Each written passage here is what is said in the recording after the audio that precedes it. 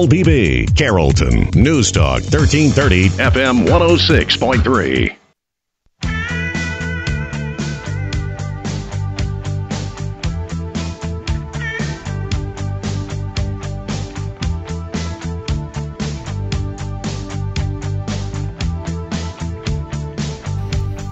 And good morning. Welcome to Community Voice. I'm your host, Josh Engel. Joining me in the studio today, we have Sharisse Amrani. She is a licensed professional counselor and program manager for the Willowbrook Counseling Center in Villa Rica, I believe. Yes.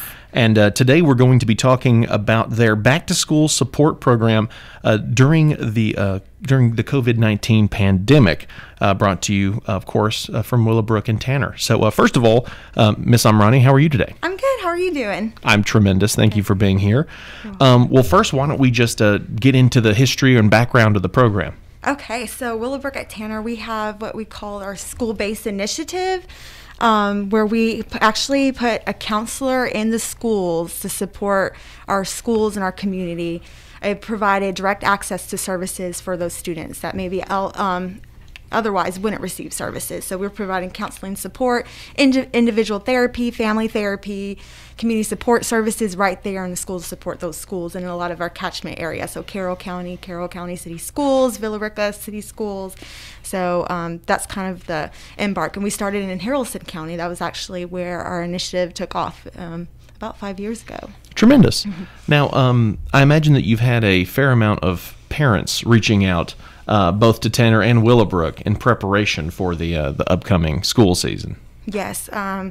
During the pandemic, which started last school year back in March, we did see families reaching out needing support during that time, especially because we had to transition quickly to digital learning at that time when it first, the numbers started increasing. And so we did see an increase in people reaching out for support and services and making sure that we could support them in an alternative method. So via telehealth services where we could do it via telephone conferencing. So we found alternative and creative ways to make sure that we can provide support to these families. Tremendous. Well, tell us more about Willowbrook at Tanner. So Willowbrook is a behavioral health system, and we provide multi-level of programs, which is phenomenal. So we start at the Willowbrook Hospital, which is inpatient hospitalization, and then we have partial hospitalization programs, which is intensive group therapy, and it's a daily program for adults and children. In Villa Rica, we have that program continuing, and then we have outpatient clinics. So that's the traditional individual and family counseling services. We have in-home intensive family therapy services. So we have quite a bit of services that we offer in different range. And then also we have the school-based counseling program under Willowbrook at Tanner, which is those school counselors in the school providing support. How many schools does Tanner have counselors in? Let's see. We are expanding continuously. So we're about 24 schools, probably a little bit more. So we're in the Carroll County, City, Haralson, Polk County, Rome City. We just expanded into now Paulding County. So we're growing because this is a need. Yeah, I can't imagine. I mean, things are stressful enough as they are anyway. So Yes. to have a counselor on site, especially one with the Tanner training, I know that has to go a long way. Now, of course, the pandemic is a very scary time. Everyone's anxious and stressed out. Do you have any specific tips that may help with that anxiety? Yes. So first, I just want to say that we are in uncharted territory. So I want everyone to just know it is natural that we're going to experience challenging and difficult emotions, and to just acknowledge that. And sometimes we want to stuff that away, but it's to accepting the emotion, acknowledging it, naming it, and sometimes that can be difficult. So working towards naming what you're experiencing and knowing that it's normal. We're in a pandemic and we're human beings, so we're going to have difficult emotions during this time. We've never navigated this before. Also, I would suggest looking into mindfulness strategies. So that could be, sitting in the moment, taking deep breaths. There's tons of resources that are free and available on YouTube. You can just search mindfulness or a guided imagery, and that can help you just learn how to center yourself and calm yourself down. Reaching out to support, so friends and family that you trust, and just talking about what you're feeling and knowing that it's normal. So I would suggest those things. And then, of course, if you're finding that it's impairing your daily functioning, you're not able to sleep, you just can't function, you're not able to work, then we need to look at tapping into some resources that are available to you in your community. Definitely. And I mean, I appreciate that you said that. Uncharted territory. I mean, we're essentially dealing with something now where, no one's an expert, it seems. And I feel like we tend to think that we're out of our element anyway, normally. So when something like this happens, especially on this scale, I mean, mental health is already something that affects, folks have issues with their mental health. Tons of people do in this country. And it's still stigmatized, which is ridiculous. We should just talk about it because just like any other ailment, there are treatment options available, and there are people that want to help. So yeah, it's definitely a tough time. I mean, you have some folks that have been stuck at home for a long time too. Yes. And I mean, I can't imagine with kids with all that excess energy and that drive to explore and go on adventures. I mean, it has to just be unbelievably detrimental for these kids. Yes, I do think that we've experienced rapid changes that have been ongoing. So it's continuing to learn, how do I live with this new normal that is evolving daily, so it's not the same, but also continue to live our life so that we can function and live fully as best as we can in this time, which is difficult to navigate for anyone. Very true. Now, I wanted to chat a little bit about things that people may not ailments from the pandemic that we're not considering, things that can happen during that isolation and the stress that comes from social distancing. Would you mind elaborating more on that? Yeah, so I think there's a lot of stress just worrying about your own health as it related, the fear of maybe getting sick or a family member getting sick, or how is this going to impact my family or my community. Challenges regarding, there was times where we were on lockdown, so to speak, and am I going to be able to get groceries, toilet paper? Am I going to find toilet paper? Of course, that's gotten better, I think, at least locally I've noticed. So concerns Thankfully about so, that. Yeah. So those kind of things, what to do with my children to make sure that they're not getting cooped up and have things to do and are able to do things recreationally at home, and trying to find creative ways to do that, which could be stressful. Trying to navigate work life, if some are able to work from home, some cannot. So how do they navigate those things? The fear of maybe losing a job. This has impacted a lot of people financially and their careers. Yeah, it's definitely a stressful time. What about specifically for children? What are things that kids could do, or that parents could do, adults around the children could do to help identify stress behaviors and maybe tips to help with that? So one thing that you'll notice is maybe excessive crying or irritation in your children, especially our younger children, because they have a hard time expressing their emotions generally and don't know how to verbally express what they're experiencing, and they're just looking around them what's going on. So a lot of what we're doing and how we're reacting, they're taking on as well. They may return to behaviors that they've done when they were younger. So if they're older children, maybe a regression in some of their behaviors, and know that that's normal. It's just their way of having to learn how to navigate and, how they're expressing during this pandemic. Excessive worrying or sadness, maybe constantly worrying about, when is COVID going to be over, and asking you questions like that.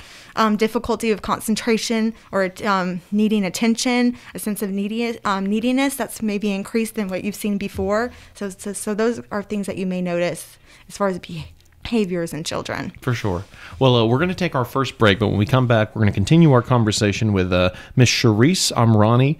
She's a licensed professional counselor and program manager at the Willowbrook Counseling Center here in Villa Rica. So stay with us. A well-rounded education includes much more than just academics. At Oak Mountain Academy, we encourage our students to find their niche in any of our 42 co-curricular opportunities. Over the past 5 years, we have brought home 5 state and 20 regional athletic titles. Our one-act play and literary teams continuously compete at the region and state level, and our academic teams bring home first place more than not. We are warriors creating legacies. To learn more, visit oakmountain.us. For more than 70 years, you have turned to Tanner Health System for your healthcare needs. As our community moves forward, Tanner is here for you. Strong, safe, and close to home. Routine medical appointments, urgent elective surgeries, and imaging are back on the calendar at our hospitals and Tanner Medical Group practices. With the safety of our patients, staff, and community always our top priority. Learn more at tanner.org. #WeAreTannerStrong. That's tanner.org. #WeAreTannerStrong.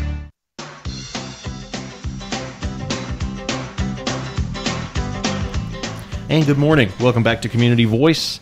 I'm your host, Josh Engel. We have Sharisse Amrani, a licensed professional counselor and program manager for the Willowbrook Counseling Center. She is in the studio today. We're talking about going back to school during the COVID-19 pandemic. Tips for kids and parents and teachers and everyone in between. So if you're just tuning in, be sure to check out the Facebook for this station, WOBB News Talk. Check it out, and you can go back and watch the beginning of our Facebook Live video, or you can tune into the podcast, which will be uploaded today, both to this station's website and to gradacommunications.com. This is important information that a lot of folks have asked me about it. I can't imagine how many calls and texts and emails you guys must get. So, well, why don't we talk about, we've been talking about ways that we can support the kids during this time. Maybe if you would like to just sort of do a quick recap, tips for the kids, and then we'll move into tips for parents. Sure. So ways to support your child. So first I want to say it's okay to talk to your children about what's going on in this world. It's good for them to hear from you what is going on. Of course, you want to do that in an age-appropriate way, depending on the age of your child, and make sure it's not going to lead to maybe increased worry or anxiety. But just being really honest about what's going on and how it's impacting your family and the community around you. Answer questions they may have. They may have a lot of questions, and so you being their parent or guardian, you provide those answers to them to provide some comfort. I always think it's best, I know me personally, to limit the amount of news that I'm taking in and consuming. So being mindful of how much you're consuming of news, because it can tend to be a little negative and impact our mental health and our emotional health when we're seeing so many negative images and things like that. So, and limiting that for your children, because that is, that can be a lot as far as, especially because it tends to be negative. Not always, but so being mindful of that. I do not want to stress enough creating some sorts of routine or structure. Children thrive with structure. They thrive in routine. So as best as you can, creating that for them, because you create that safety net for them. So I just want to highly stress that as best as you can to create some kind of routine. And you may have had to change that and cultivate a new way of navigating this during this time. I would almost say we should advise that for adults as well. Yes. Even, myself, like creating morning routine, your nighttime routine, it just creates a sense of safety. It just does. It really does. And just your overall well-being. I mean, my goodness. I mean, for folks that are working from home, my wife's a university employee, there she was home every day. And I was just like, honestly, wake up just like you did. Get dressed, do your hair, put on makeup, and I swear it's going to make you feel better. Just the act of doing that. It does. And then ending your day with maybe taking a walk, so it lets you know I'm away from work now, because it is hard to navigate that balance when you are working from home. For sure. So definitely look into getting a dog. Yeah. They have a lot of energy. Yes. And that's what I do after work is walk the dog. Taking care of pets. That's not on my list, but I do think having a pet and a loved one can be helpful for sure. Mental health, though. Well, in addition to that, what are some other tips that we could give parents? They're stressed as well, yes, for sure. And this is a very stressful time, making a lot of decisions for our families. So taking deep breaths, the impact of breathing and knowing how to breathe correctly can definitely physiologically change our state. So learning how to do deep breaths, and if you need, there's lots of videos on that show you how to do that, because sometimes we do need to learn how to take a step and be still and learn how to deep breathe. So those kind of things. Meditating, if that works for you, and even if it's just for a minute, it doesn't have to be 30 minutes. Trying to eat healthy. It's our nutrition does play a role, so just making sure that we're eating well-balanced meals as much as we can. Exercise, taking a walk if you can. We just know exercise is so good for our mental health, for our emotional health. Plenty of sleep as you can, and avoiding excessive alcohol and substances. Yeah, probably caffeine, I imagine, because a lot of folks are taking way too much of that, trying to adjust, myself included. Yeah. Now, how about teachers? I can't imagine what it must be like for a teacher, the unknown, going back into school and knowing that you are responsible for these kids in the time of a pandemic. What about tips for teachers? I would say also I would recommend the same tips that I just covered for our parents, but also just knowing what they can control and, being aware of that. So their environment, each school system is going to be challenged to come up with a process for that, and just being warily educated on how they can best protect themselves and the children, coming prepared with a plan, and, creating a well-balanced plan is going to be very important. Acknowledging their feelings and creating some sense of support. They're going to need more than ever having some sense of support, and whether that's tapping a school counselor or a counselor as well to provide that support would be amazing for them too. For sure. And, I mean, are there resources available at Tanner that teachers could reach out to? Definitely. So all of our schools that we serve with the school, they can reach that counselor in the school. Also, we provide support to teachers in our outpatient clinics and every program that we serve, so that we could provide support to them as well. And we're here for them. Thank you. And thank you for doing that. I know that they, I'm sure they're very appreciative of that. Now, what are some common work-related factors that anyone who's going to be returning to work that could be stressing folks out when they go to work? Because, I mean, you know, even if they're not a teacher, folks go back to work, whether they're a policeman or a garbage truck driver. No matter what they're doing, they have, like you said, it's a new normal. I mean, it's a new world. What are some common work-related factors that they should be looking out for? So being aware of what their plan is, because so each I guess, environment's going to be different in how they're navigating the pandemic. And so just being really aware of what they can do to protect themselves, what are the risk factors there, and how they can protect others. So what is that? If that's wearing a mask, you know, if you're going to be around others, some may work in fields where they're kind of isolated, so maybe they don't have that impact. Knowing how much the stress of that can impact them, because sometimes we may not be intentionally aware. So just being understanding that this is going to be a change for my new work environment, or the work environment I'm coming back to, and I'm not going to be necessarily used to this. And so just being aware that it may bring more stress because of what we're going on. Being aware of that and being in tune to that so that you can get support if you need to. And of course, you know, even if they're not getting that every day at work, I mean, if they turn on the television, as you mentioned earlier, it's pretty much a bombardment of concern and uncertainty. Yes. And I mean, that after a while is going to pile up on somebody and really start affecting them. So I'll tell you what, we're going to take our next break, but when we come back, we're going to continue our conversation with Miss Sharisse Amrani, licensed professional counselor and program manager for the Willowbrook Counseling Center, as we continue our conversation about going back to school and their back to school support programs during the COVID-19 pandemic. So stay with us. For more than 70 years, you have turned to Tanner Health System for your healthcare needs. As our community moves forward, Tanner is here for you. Strong, safe, and close to home. Routine medical appointments, urgent elective surgeries, and imaging are back on the calendar at our hospitals and Tanner Medical Group practices. With the safety of our patients, staff, and community always our top priority. Learn more at tanner.org. Hashtag We Are Tanner Strong. That's tanner.org. Hashtag We Are Tanner Strong. As a graduate of Oak Mountain Academy, I've found that my experience on the mountain prepared me beyond all expectations. As a junior at Auburn University, I approached my studies with great confidence thanks to what I learned at OMA. When I think back on my time on the mountain, I think of my teachers. Their genuine love and concern for me as a student was always evident, and now, as an adult, I still foster those relationships. I'm Carly Robinson, an Oak Mountain Academy alum. Visit oakmountain.us to see how you can offer your child an amazing opportunity to be a warrior.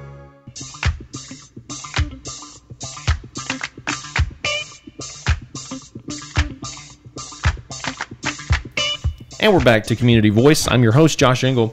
Joining me in the studio, we have a licensed professional counselor and the program manager for the Willowbrook Counseling Center, Miss Sharisse Amrani. We're having a great conversation about going back to school during the COVID-19 pandemic, tips for teachers, kids, parents, pretty much everyone you can imagine that's going to be dealing with this. And, well, let's be real, that includes all of us. It impacts us all. It impacts us all.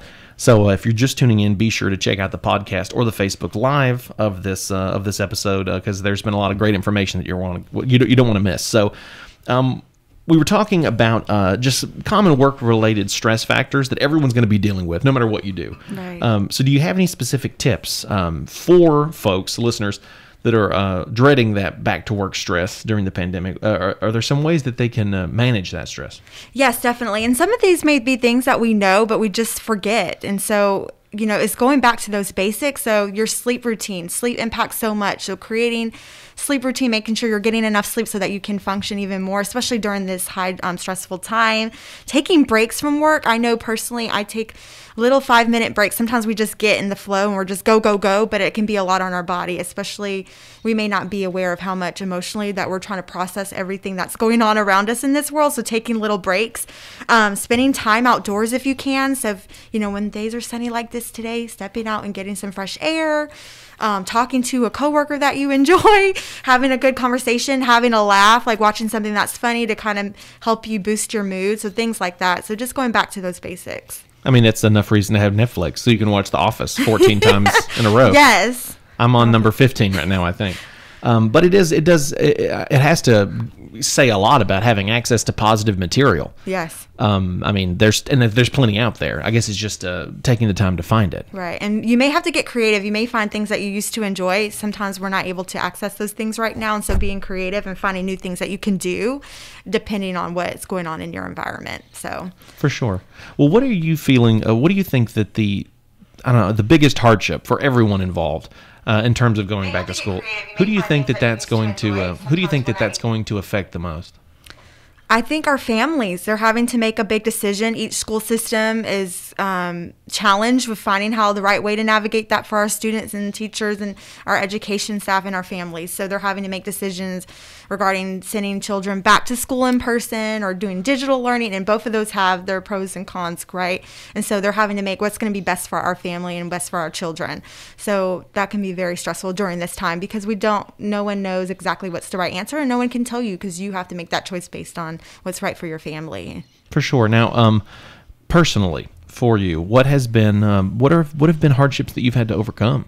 I mean, I know that everyone's, as we mentioned earlier, everyone's faced their own variation of this, but in your particular field, what have you found to be something you've had to overcome? So we're in the field of helping and serving others. That's why all of us kind of get into this field, right? We love people and we want to be there and support them. But then also we have to remember to take care of ourselves, so to take care of other people, and parents or anyone that's in a role of taking care of others, just remembering that we have to prioritize self-care for ourselves, especially during this time more than ever, so that we can be there for the ones that we love. And I'm a parent too, so I've been having to make a lot of choices and think about things as well. So I'm right there with you, and I just feel for our education staff because this is a hard time right now, and we don't have a playbook to look at what's the right way to navigate this. And so just supporting and being there for people is really important right now, and taking care of yourself. For sure. A lot of times, especially parents, they want to, overlook themselves to make sure that their kids have everything they need. Mm-hmm. So, in terms of resources that are available, where can listeners, where can they find these resources? How can they take advantage of the resources that Tanner so generously puts out there? So we do have a website, willowbrookcounselingcenter.org, and on that website you'll be able to directly access to to request an appointment. And what that does is it get funneled to someone that will reach out to you to see what program will be beneficial for you. We do serve a lot of schools in this catchment area, so if you do have a counselor in that school, your school counselors already are prepared to know to make those referrals so that we can support students and families that we are maybe concerned about or just want to give extra support, especially during this time. So you'll have that on your available, and there'll be resources available in those schools that we serve. So you can go directly to our website. You can also call 770-812-8863 and talk to someone about scheduling an appointment for support and services. And even if you're just like, I don't know what I need at this time, we will make sure that we have someone available that can educate you on what services we provide and connect you and get you ready to go. For sure. Well, we're going to go back over those resources before the show's over because I want to make sure that that's the last thing we leave folks with, so they can write that stuff down. So are there any resources available for the schools from Willowbrook? Not necessarily the counselors, of course, but are there any materials that they can? Yeah, so we're providing a lot of just educational videos and marketing material, like brochures and things, just to educate on what services we provide. All of our school counselors that serve in the catchment area will be providing some education and additional support to our teachers and staff. So just educating them on what to expect during this time, because this is new territory for them. And so just making sure that they're aware and know how they can support their students as best as they can, and also refer them to services if that's what's needed at that time. Now, this is just a personal question. It's a little bit off topic. I think often about veterans and how they have to deal with depression and thoughts of suicide during this time, and not just veterans, of course. I know that, children and teenagers, young adults, all the way up to the elderly. We know that everybody, people have trouble with that. Have you seen any data, or how is that affecting just general thoughts of suicide rates, or is that something that people should be aware of and looking out for? Definitely. So the data hasn't been finalized, but we have been seeing an increase, especially when there was this increase in isolation. So people feeling cut off from others in the world. So, when we're not supported and we don't have that network, we can see an increase in that. And so it's more than ever, we're trying to make sure, especially those that are doing digital learning or that are more isolated, how can we make sure they have access to the support? So one thing, providing those telehealth services has been phenomenal because we are reaching people that are not able to maybe access services otherwise. What makes you optimistic moving forward? I think that being able to provide support in so many different ways in different areas and having different multi-level systems that can meet the needs for our community. So that makes me helpful. And that people are I'm seeing an increase in being able to reach for that support. There is that stigma, but I think more that now that we're talking more and more in our society about mental health and reducing that stigma, people are reaching out. And so I love that because that means people are getting the help that they need. For sure. We were just speaking earlier this year with the mental health advocates of Carroll County here, and we got into depth about that. I mean, the stigma that surrounds mental health, it's so confusing. I mean, I think, I guess older generations possibly, I'm sure you've seen data or read scholarly journals on the subject, but it seems like maybe perhaps generations past, perhaps they considered that a form of weakness. Everybody gets sad sometimes, everybody's depressed. And I've tried to explain it to folks. I mean, imagine like a car, for example. A car has an engine, and a car has a transmission and wheels, and they all serve a purpose. But there's also a computer. And if anyone listening or you have ever had issues with your automotive computer, I mean, everything's shot. I mean, the whole vehicle's not going to run. It doesn't matter if your tires are full of air, if your engine's full of oil and gas, whatever it is. If the computer's messed up, you're going to have issues. And often those are the issues, as you'll find with a mechanic, that's the most expensive. Now, that may be a rough analogy, but I feel like people don't realize how genuine those issues are when when it's something that someone's struggling with internally. Mm-hmm. Do you have any thoughts on that? I do. I think, sometimes we think about physical illness and how that can impact, but just remembering that our mental health impacts a lot as well, and so just being more attuned and aware of that and that it's okay to say, I'm struggling right now. I need someone to talk to, and there's nothing wrong with that. Let's say someone may have someone in their life that's stubborn and that doesn't want to accept the idea that their child or someone that they're caring for is suffering with stress, mental illness, depression. What would you recommend they do? How would you recommend they approach it with their loved ones? I think whenever you can come with your own personal experience and say, I've too struggled with this. I think when someone hears someone else's story, that's why I think sometimes group therapy is so beneficial, because you see that other people it may not be exactly the same, but they have the same experience, and I'm not alone in this. So if they have their own, if they know someone sharing that story, because like you said, some people may not be ready to reach out, or they're not ready to accept that help at this time, and we can't force that up. Very true. Very true. So we only have a few minutes left here. If you will, let's wrap up by going over some real quick tips for children, parents, and teachers moving forward into the new school year. So acknowledging your feelings, number one, acknowledging them and naming them for your children, helping them to name what they're feeling and validating that as best as you can in your own experiences. Creating structure and routine. I cannot stress enough, creating some kind of structure or routine for yourself during this time to help create some sense of normal and safety for yourself right now. And then tapping into resources around you. So friends or family. And then if you're finding that this is impairing me from being able to function at my best, then reaching out to support. And it doesn't have to be where it's getting so severe. Talking to someone and just reaching out and getting some support. For sure. And one more time, where can folks find resources, both with Willowbrook and just Tanner in general? So willowbrookcounselingcenter.org or 770-812-8863 for the Willowbrook Counseling Center. And then also we have our hotline at Willowbrook at Tanner. It's our 24-hour hotline, and it's 770-812-9551. Perfect. Well, Miss Amrani, thank you so much for joining me today. Thank you for tuning in. We'll see you next time. All right. Thank you so much.